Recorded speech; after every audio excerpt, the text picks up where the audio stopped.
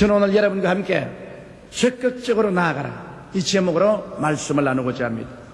매사에 부정적이고 소극적인 사람은 쉽게 불안과 공포의 노예가 되고 성공할 수 있고 승리할 수 있는 기회들을 모조리 놓쳐버리고 맙니다. 하나님께서는 언제나 적극적인 사람들을 통하여 크신 일을 이루가셨지 소극적인 사람들을 사용하지 않으셨습니다. 구약의 아브라함이나 모세나 여호수아나 다윗이나 다 적극적인 인물들이었습니다. 예수님 당시에도 큰 기적을 체험한 이들은 한결같이 적극적인 사람들이었습니다. 예수님의 제자 중 가장 적극적인 인물이 베드로였고 가장 많은 기적을 베드로가 체험했습니다.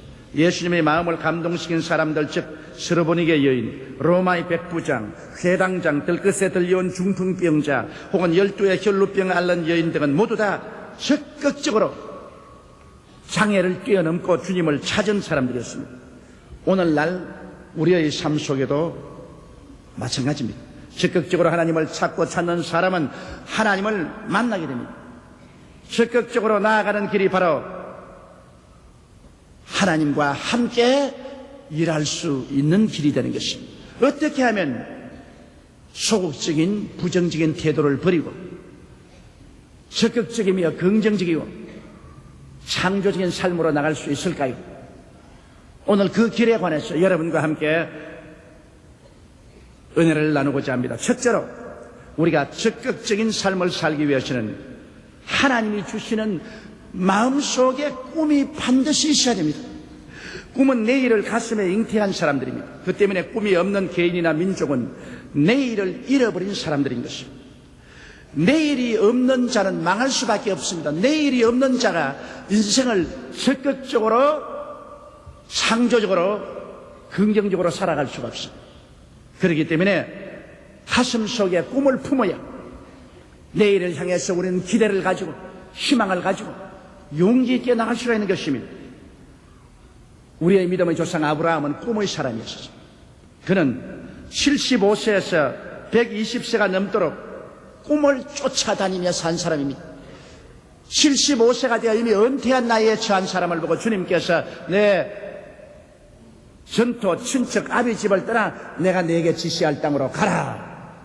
내가 너로 큰 민족을 이루고 너를 복주는 자에게 복을 주고 너를 저주하는 자에게 저주하는 있는 온 땅의 복의 근원이 될 것이라는 하나님의 꿈의 말씀을 받아서 갈 바를 모르고 정치 없이 그 아내와 꿈을 쫓아나갔습니다. 그는 꿈을 쫓는 사람이었습니다. 이상을 쫓는 사람이었습니다. 그래서 가나안에서 애굽으로, 애굽에서 가나안으로 천신만고를 겪으면서 그는 꿈을 쫓아나가고, 그래서 하나님은 적극적으로 꿈을 쫓는 그를 통해서 유대민족을 이루가신 것입니다. 모세는 하나님께로부터 꿈을 얻고 그 꿈을 가슴에 품고 80에 인생을 재출발한 사람이었습니다. 그는 80까지 버림받은 사람이었습니다. 꿈을 얻기 전에는 미디안 광야를 양떼와 함께 방황하는 전적으로 잊어버린 무명의 인사였습니다. 그러나 호레산 가시들기 앞에서 하나님을 만나고 꿈을 얻고 난 다음 80의 노구에 끓는 가슴을 안고 그는 꿈을 가지고 자기 백성을 애굽에서 해방시키겠다고 한 사람의 군인도 없는데 지팡이 하나 짚고 홍해수를 건너가서 애굽의 바로왕과 대결했습니다. 그 마음속에 꿈이 없이는 이러한 적극적인 인생을 살 수 없습니다. 바로는 그 당시에 세계 최강의 왕이요 최강의 군대를 가지고 세계 최강의 국가였습니다. 그런 바로에게 430년 동안 종살이하는 자기 민족을 구원하기 위해서 80노구에 지팡이 하나 짚고 대결에 나간다는 것은 그 가슴 속에 엄청난 꿈을 가진 사람이기 때문에 그런 것입니다. 꿈이 없었으면 모세도 없었습니다. 모세가 없었으면 이스라엘의 해방과 독립도 있을 수가 없는 것입니다.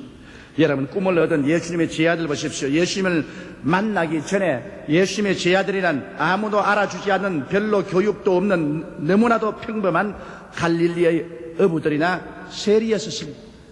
어느 누구도 그 사람들이 위대한 인물들이라고 생각하지 않았습니다. 그러나 예수님의 선택을 받고 그리스도의 말씀을 듣고 오순절날 성령을 받고 그들의 가슴 속에 불타는 꿈을 얻고 난 다음에 이렇게도 너무나 평범하고 교육도 없는 갈릴리 사람들이 세계 역사를 뒤엎어버리고 지금도 온 세계 희망의 등불이 되는 위대한 하나님의 사자들로 변화되어버리고 마는 것입니다.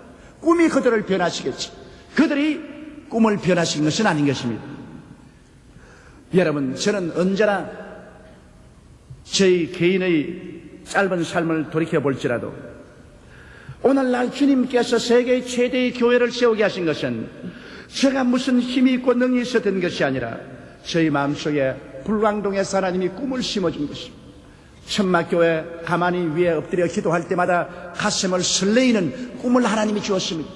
결코 한국 최대의 교회, 세계 최대의 교회가 이룩될 수 있다는 너무나 엄청나고 비현실적인 꿈이 저희 가슴 속에 설레었습니다. 그때는 그 꿈을 황당무계하게 생각했습니다. 그러나 그 꿈이 계속해서 7전 8기 할 수 있게 해주시고 목표를 향하여 뛸 수 있는 적극적인 인생을 살아갈 수 있게 한 것입니다.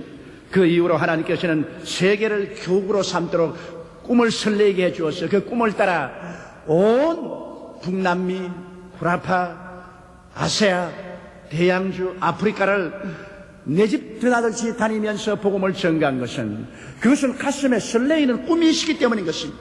성경에는 꿈이 없는 백성은 망하리라고 말씀한 것입니다. 아무라도 그 가슴 속에 꿈이 없으면 그 사람은 무용지물이 되고 마는 것입니다. 무능력하게 되고 마는 것입니다. 얼마나 좋은 학교를 나왔느냐, 얼마나 가문이 좋으냐, 얼마나 돈이 많으냐, 그게 문제가 아닌 것입니다. 하나님 앞에서 어떤 꿈을 받았느냐가 문제인 것입니다. 성경은 말씀합니다.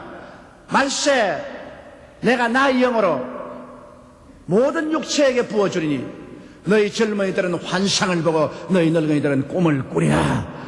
그러므로 여러분은 내일을 향해서 하나님 앞에 꿈을 구하십시오. 하나님 앞에 꿈을 적고 소박한 꿈도 좋습니다. 크고 위대한 꿈도 좋습니다. 하나님께서 여러분에게 꿈을 심어주고 난 다음에 그를 통해서 기적을 행하시는 것입니다.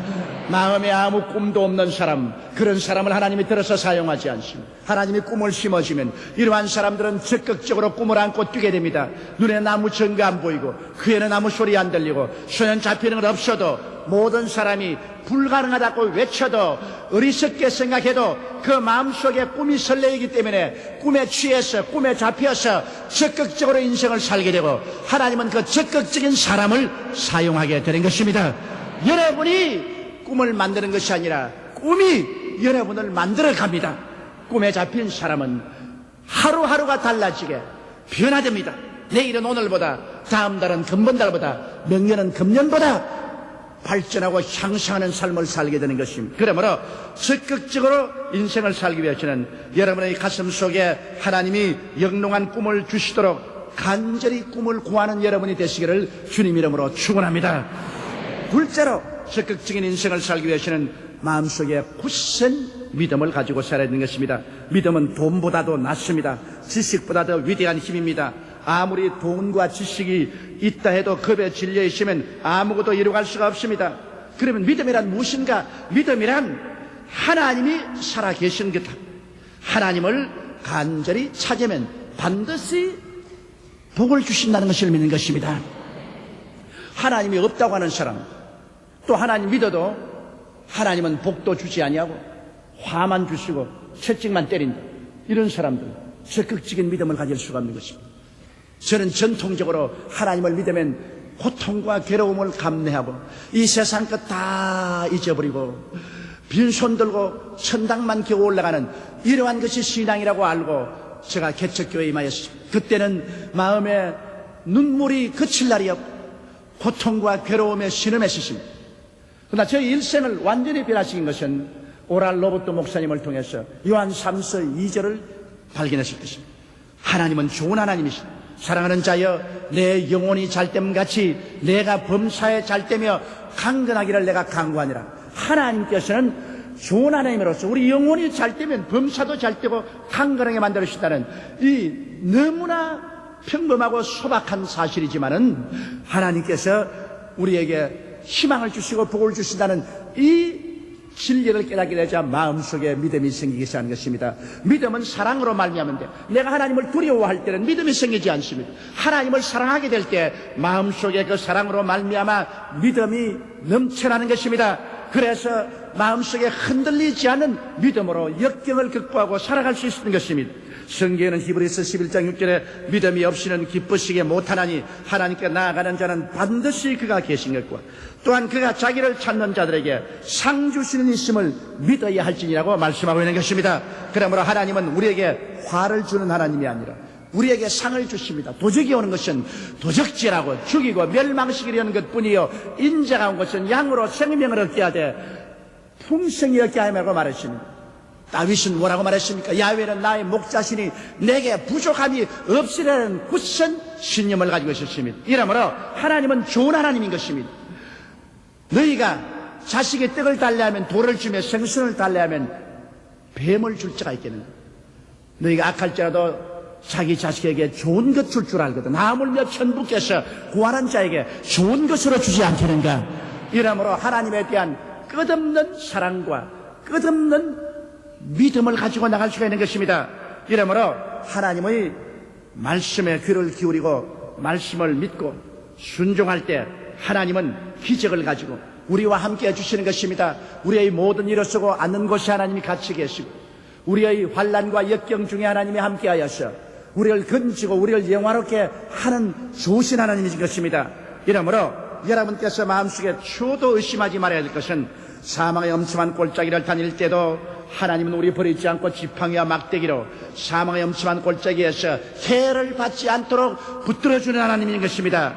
하나님은 원수의 목전에서 원수에게 짓밟히고 공격을 당할 때 오셔서 진수성찬 베푸시고 기름으로 머리에 발라서 우리를 승하게 하시고 결국에는 잔이 넘치는 삶을 주신다. 아무리 원수가 달라들어서 협공을 해도 결국엔 원수가 이기지 못하고 그 결과로 우리의 삶에 잔을 넘치게 한다는 것을 알게 될 때 원수가 공격할 때도 적극적인 믿음을 가질 수가 있는 것입니다. 어떠한 공경에 처해도 하나님께서 해답을 가지고 계신다는 것을 우리는 확신하고 살아갈 수가 있는 것입니다. 우리가 믿음의 결과는 결코 환경을 보고 두려워하지 않게 됩니다. 아무리 환경이 고단하고 괴로워도 부정스럽고 고통스러워도 우리는 환경을 보고 살지 않습니다. 그 환경을 변화시키고 오히려 그를 통해서 우리에게 위대한 승리를 주는 하나님이 계시다는 것을 알게 될 때 우리는 흔들리지 아니하는 것입니다. 우리는 하나님의 사람들이기 때문인 것입니다. 그리고 하나님을 믿는 믿음을 가지고 있으면 역경을 당할 때 낙심하지 않습니다. 사람들이 보기에는 다 망했다고 생각하는데 하나님 그것을 통해서 위대한 역전의 드라마를 연출해 주시기 때문인 것입니다. 하나님을 사랑하는 자, 곧 그 뜻대로 부르심을 입은 자들에게는 모든 것, 좋은 것, 나쁜 것, 성공과 실패, 건강과 병드는 것, 있을 때와 없을 때를 다 합쳐서 궁극적으로 선하게 만들어준다고 말씀하고 있는 것입니다. 그러므로 하나님의 도우심을 항상 바라고 우리는 확신을 하고 살 수 있으며 그렇기 때문에 오래오래 인내할 수 있습니다. 눈에 아무것도 안 보여도 인내할 수 있습니다. 귀에 아무 소리 안 들려도 인내할 수 있습니다. 내 앞길이 험해도 인내할 수 있습니다. 캄캄해도 곧장 아침이 다가올 것을 알기 때문에 인내할 수 있는 것입니다. 이러므로 여러분께서 하나님을 믿는 믿음, 좋은 하나님, 우리를 사랑해 주시는 하나님을 믿는 믿음을 굳세게 가지면 인생을 적극적이고 긍정적으로 살아갈 수 있게 되는 것입니다. 셋째로 담대해야 인생을 긍정적이고 적극적으로 살아갈 수 있는 것입니다. 담대함이란 용기 있게 미지의 세계에 도전하는 것을 말합니다. 항상 내가 잘 아는 내 집, 내 동리 밖에 나가려고 하지 않는 사람은 겁 많은 사람이요 그 사람은 우물난 개구리가 되는 것입니다. 오늘날은 국제화 시대입니다. 우리 한국 민족도 잘 살아가기 위해서는 이제는 배타적인 마음을 버려야 됩니다. 나는 외국에 가보면 한국 사람들이 좀 외국 사람과 섞여가 살면 좋겠는데 언제나 한국 사람끼리 모여서 삽니다. 뉴욕에 가도 코리안 타운, LA 가도 코리안 타운, 저 오스트라리아에 가도 코리안 타운.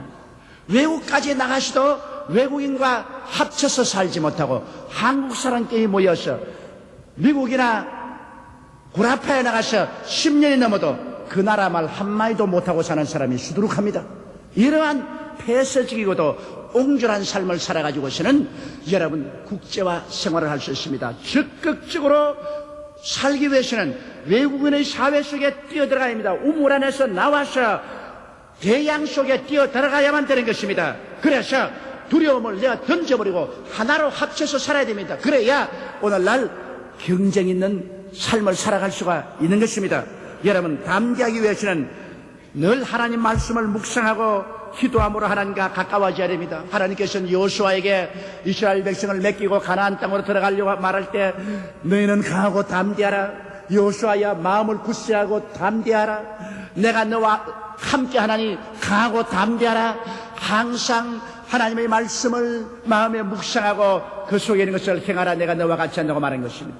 하나님의 말씀을 묵상하고 기도함으로써 마음에 하나님과 가까워져야 되는 것입니다. 그럴 때 담대해지는 것입니다. 우리 CA 고등학교 학생에 나오는 이 학생 한 사람이 나에게 소박한 편지를 썼습니다. 목사님 꼭 날 좀 만나 주십시오. 왜냐하면 나는 하나님께 늘 기도하지만은 일방적인 기도만 합니다. 하나님은 귀에 들리는 음성으로 한 번도 대답을 안 해줍니다. 너무나 마음이 안타깝습니다. 하나님께 나는 밤낮을 불구하고 부르시어 기도해도 하나님께서는 침묵하시고 나에게 한마디도 들리는 음성으로 말을 안 해주니 너무 답답해서 목사님하고 개인 상담을 해야 되겠으니 꼭 시간을 내주십시오. 그래서 내가 그 편지에 대답했습니다. 사랑하는 딸아, 너만 대답 못 듣는 게 아니라 나도 못 듣는다. 36년 동안 목회를 한 나도 아무리 기도해도 하나님이 내 귀에 들리는 음성으로 말씀하지 아니하신다. 하나님께서 내게 말씀하실 때는 성경을 읽을 때, 기도할 때 마음속에 고요하고 잠잠하게 생각을 통해서 하나님 말씀해 주시지 귀에 안 들린다.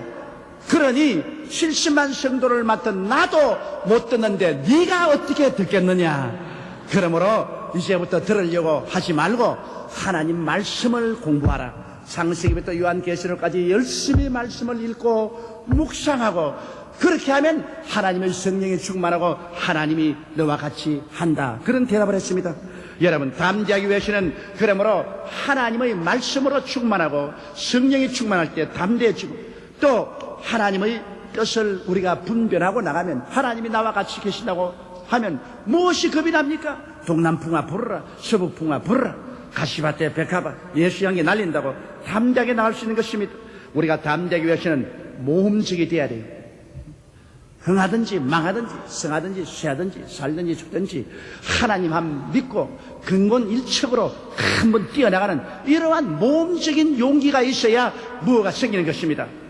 여러분 바로 그 점에서 나는 아브라함을 참으로 존경합니다. 75세 전토도 버려라, 친척도 버리라, 너 아비 집도 버리라, 빈손 들고 너 안에 손만 잡고 하나님 믿고 출발하라. 이야말로 마음속에 용기가 없이는, 담대함이 없이는 절대로 못합니다. 그러므로 아브라함은 믿음의 조상이라고 합니다. 또 모세 같은 사람 보십시오. 80세 국 전선에 나갑니다. 그 마음이 얼마나 담대합니까? 군대도 없고 국가도 없는데 종살이하는 백성을 구원하겠다고 최대 강국인 애굽에 도전해서 지팡이 하나 짚고 나갑니다. 간이 배밖에 붙은 사람입니다. 담대했습니다. 왜 하나님이 다윗을 내 마음에 꼭 합당한 사람이라고 했습니까? 담대했기 때문인 것입니다. 그가 아버지의 양을 칠 때 사자나 곰이 와서 양의 새끼를 움켜쥐고 달아납니다. 사자나 곰이 와서 양새끼 하나 물고 가는 것 잃어버리고 날지 따라갔다가 죽을는지도 모릅니다. 그러나 다윗은 하나님을 의지하고 담대하게 따라가서 그 새끼를 빼앗았어요. 달라들면 수염을 잡고 쳐가지고서 곰을 죽이고 사자를 죽였어요. 그 마음속에 담대한 훈련을 쌓았습니다. 그래서 사울 왕이 이스라엘 군대를 데리고 블레셋과 진을 쳤을 때 블레셋의 골리앗 대장이 나와서 이스라엘의 남자 있거든 나와 싸우자. 내가 이기면 너희들이 내 종이 될 것이요, 내가 지면 우리 블레셋이 너희 종이 될 것이라고 외칠 때 이스라엘의 군인 중에 한 사람도 나갈 사람이 없습니다. 모두 다 나무 숯불 뒤에 흙더미 뒤에 숨었습니다. 벌벌 떨었습니다. 그럴 때 다윗이 와서 뭐라 했습니까? 저 할례 받지 않은 이방인이 어찌 만군의 야훼 하나님의 군대를 모욕하리요? 내가 나가겠다. 형들이 야 웃기는 소리 하지 마라. 저 사람은 용사인데 네 조그마한 어린아이가 어떻게 나냐? 집에 돌아가라. 형들 왜 야단입니까? 형들이 저거 보고 벌벌 떨면서 나할 때 나를 왜 못 나가게 합니까? 다윗의 마음속에 담대함이 있었습니다. 아무리 하나님 믿는다 해도 마음속에 간이 작은 사람은 말만 했지 실제로 못합니다. 간이 커야 돼요. 예수 믿는 사람은 간이 커야 돼요. 그래서 사울왕의 허락을 받고 물맷돌 5개 가지고서 역전의 용사인 골리앗을 향해서 나갑니다. 골리앗이 다윗을 보고 내가 개인 줄 알고 지팽이 들고 나오냐? 내가 너를 오늘 죽여서 공중의 새와 땅의 짐승의 밥으로 만들겠다. 그때 다윗은 말했습니다. 너는 칼과 창과 단창을 의지해서 나오거니와 나는 너가 모욕하는 이스라엘의 하나님 만군의 야훼의 이름을 의지하고 나오느라 내가 오늘 너를 죽여서 너를 공중의 새들의 밥과 땅의 짐승의 밥으로 만들고 온 천하에 하나님이 살아계심을 보여주려. 그 담대한 배짱으로 나가서 물맷돌을 먹여서 내리 흔들어 골리앗을 향해 던지니까 하나님이 같이 하심에 돌이 이마에 박히고 골리앗은 쓰러져 죽고 그 목을 베어서 머리채를 감아 손에 드니 용기 백비한 이스라엘 백성이 그때야 담대함을 얻고 물결처럼 공격을 하니 블레셋이 완전히 편두박선이 되고 마는 것입니다. 이와 같이 여러분 마음에 담대함을 가진 성경에 너희 담대함을 버리지 말라. 이가 큰 상을 얻느니라 그렇게 말했습니다. 베드로 보십시오. 쉽게 베드로를 갖다가 비난하는 사람도 있지만은 풍랑이는 밤바다에 칠흑같이 어두운데 예수님이 물 위로 걸어옵니다. 전부 다 유령이라고 감칠 때 예수님께서 내니 두려워하지 말라고 하니까 베드로가 주님은 나도 물 위로 걸어오가 하소서. 주님께서 오라. 나 생각해도 지금도 간이 덜덜 떨려요. 바람은 불지 파도는 치지 캄캄한 어두운 밤에 모든 지하들은 다 그랬는데 베드로는 그 기웃덩거리는 뱃줄을 나가서 물로 들어갔습니다. 이야말로 간이 배 밖에 나온 사람인 것입니다. 정상적인 사람은 아닙니다. 그런데 베드로가 예수님을 바라보고 나갈 때 물로 저벅 걸어갔다는 것입니다. 그 담대함을 보십시오. 베드로에게 하나 위대한 점은 그는 불황무식한 사람이었지만 용기 있고 담대한 믿음을 가진 사람인 것입니다. 지식 있고 학식 있는 사람이 감히 행하지 못하는 담대함을 가지고 있기 때문에 주님이 베드로를 기뻐하시고 수제자를 삼은 것입니다. 그를 통해서 교회의 반석이 되게 만드는 것입니다. 이러므로 여러분 우리가 강하고 담대함을 가져야 적극적인 인생을 살 수 있는 것입니다. 저로 저희 삶을 가만히 기억해 보면 제가 배짱 있게 나갈 때 가장 큰 일을 했습니다. 배짱 있게 기도하고 나갔을 때 가장 큰 기적이 일어났었습니다. 겁이 나서 뒤로 움츠렸을 때는 아무 역사도 일어나지 않았었습니다. 넷째로 우리가 적극적인 인생을 살기 위해서는 인내할 줄 알아야 됩니다. 여러분 가나안은 광야의 끝에 있었습니다. 광야를 지나 저 끝에 적과 꿀이 흐르는 가나안이 있습니다. 그러므로 광야를 지나는 동안에 내가 연단을 받고 내가 깨어지고 탐욕을 버리게 되고 그리고 시련을 통하여 강한 믿음을 얻고 나면 끝에 가나안 땅으로 들어가게 되는 것입니다. 이러므로 광야를 지나지 않은 성공이란 없습니다. 성공은 광야의 끝에 있습니다. 언제나 우리 삶의 성공은 터널 끝에 있습니다. 캄캄한 터널을 지나야 그 끝에 성공이 다가오는 것입니다. 적은 성공은 적은 광야의 끝에, 큰 성공은 광막한 광야의 끝에 다가오는 것입니다.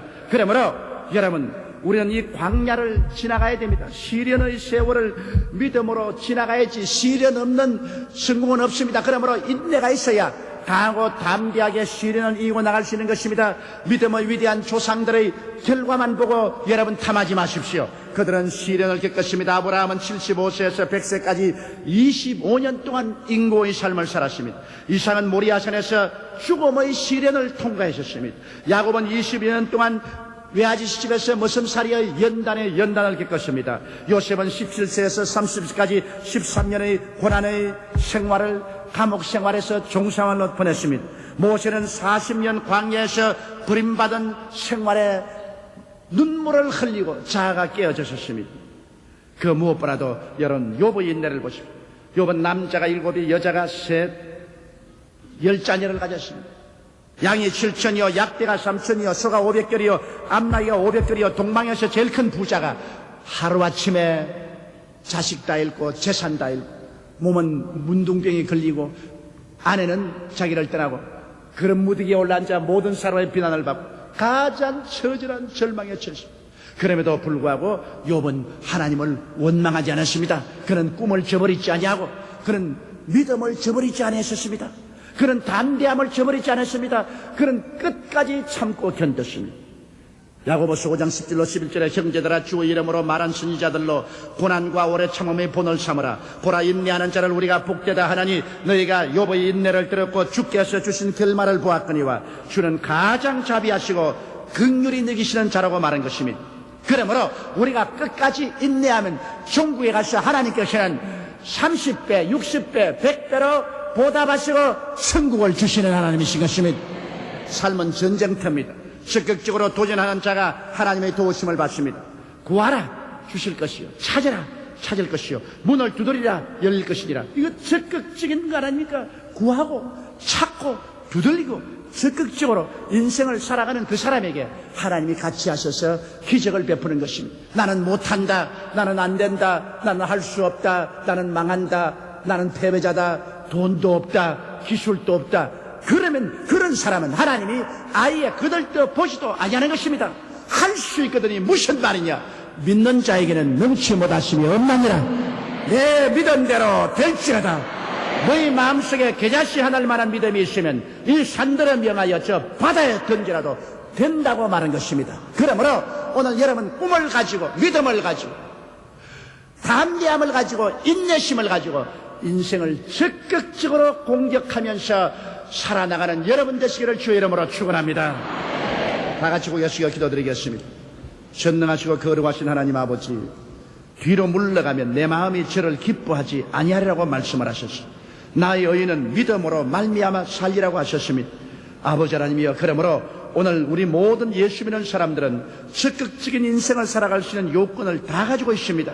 하나님 아버지 말씀과 성령으로 도와주셔서 부정적인 사람 없게 도와주시고 패배적인 사람 없게 도와주시옵소서. 어떠한 환경에도 내 아버지 하나님을 바라보고 꿈을 갖고 믿음을 갖고 담대함을 갖고 인내심을 갖고 또 공격하며 적극적으로 인생을 살아서 기적을 산출하게 되게 도와주옵소서. 우리 주 예수님 이름으로 기도드리옵나이다. 아멘.